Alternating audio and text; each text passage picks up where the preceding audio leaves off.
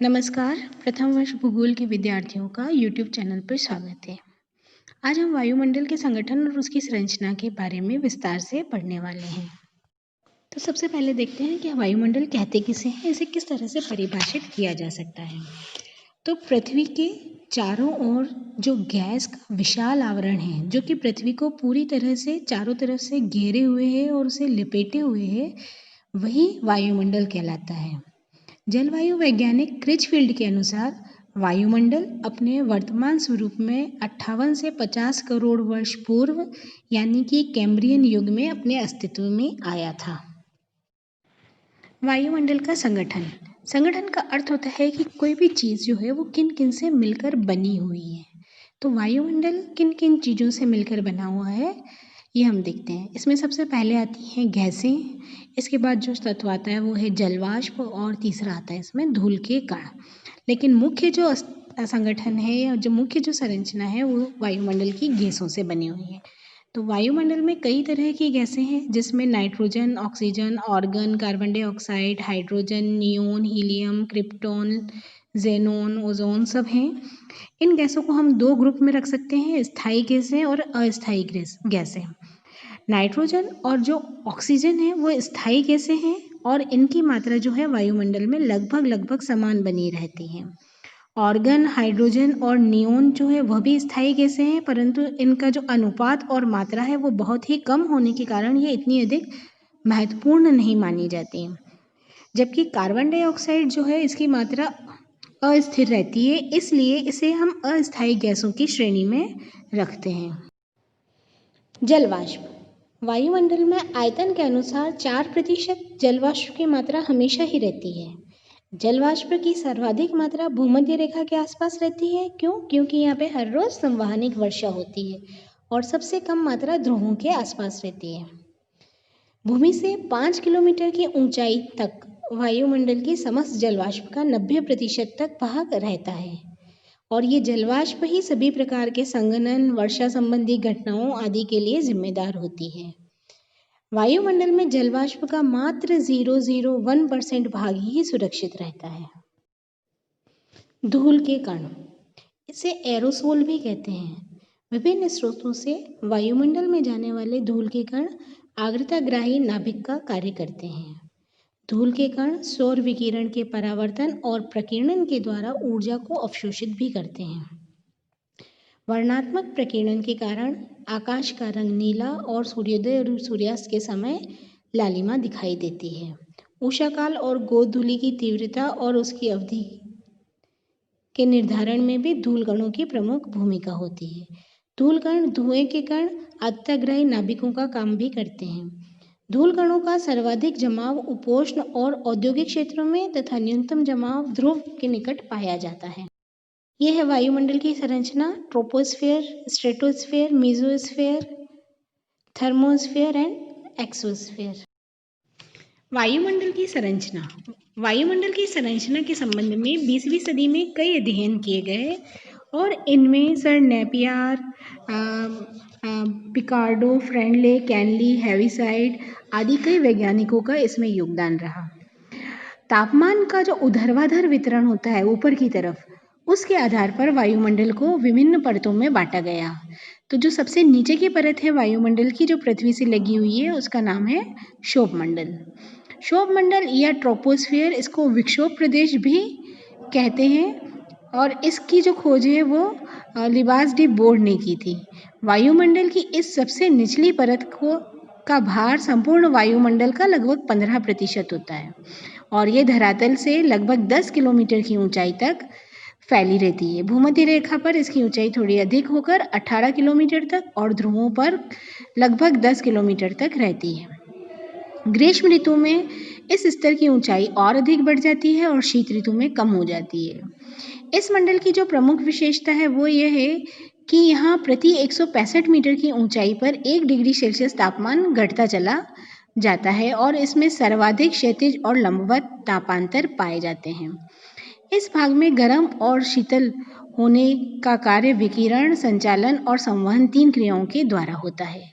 इस मंडल को परिवर्तन मंडल भी कहते हैं क्योंकि यहाँ पर सभी प्रकार की मौसमी घटनाएं जन्म लेती हैं। इस मंडल की एक और विशेषता यह है कि इसके भीतर ऊंचाई में वृद्धि के साथ वायु का वेग भी बढ़ता चला जाता है। संवहनी तरंगे तथा विक्षुब्ध संवहन के कारण इस मंडल को संवहनी मंडल या विक्षोभ मंडल भी कहा जाता है। क्षोभ सीमा, क्षोभ मंडल और इसकी अगली परत समताप मंडल, इन दोनों को अलग करने में 1.5 किलोमीटर मोटा एक संक्रमण क्षेत्र पाया जाता है जिसे क्षोभ सीमा या ट्रोपोपॉज कहते हैं। इस क्षेत्र में ऊंचाई के साथ तापमान का गिरना बंद हो जाता है और इसकी ऊंचाई भूमध्य रेखा पर 17-18 किलोमीटर के करीब और ध्रुवों पर 8 या 10 डिग्री के करीब होती है। भूमध्य रेखा पर इसका तापमान 80 डिग्री सेल्सियस तथा ध्रुवों पर 45 डिग्री सेल्सियस के करीब रहता है। समताप मंडल, क्षोभ सीमा से ऊपर 50 किलोमीटर की ऊंचाई तक समताप मंडल का विस्तार होता है। कुछ विद्वान ओजोन मंडल को भी इसी में समाहित करके देखते हैं। इस मंडल में तापमान संबंधी कोई परिवर्तन नहीं होता और समताप रेखाएं समानांतर न होकर लंबवत चलती हैं।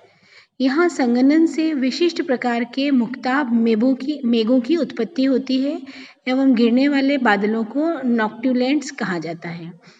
इस मंडल की मोटाई ध्रुवों पर सर्वाधिक और विषुवत रेखा पर सबसे कम पाई जाती है।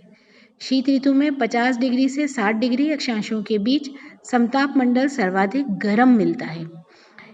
यह मंडल मौसम संबंधी घटनाओं से मुक्त होता है, इसीलिए वायुयान का संचालन इसी में किया जाता है। 1992 में समताप मंडल की खोज और नामकरण तिजाज डी बोर्ड ने किया था।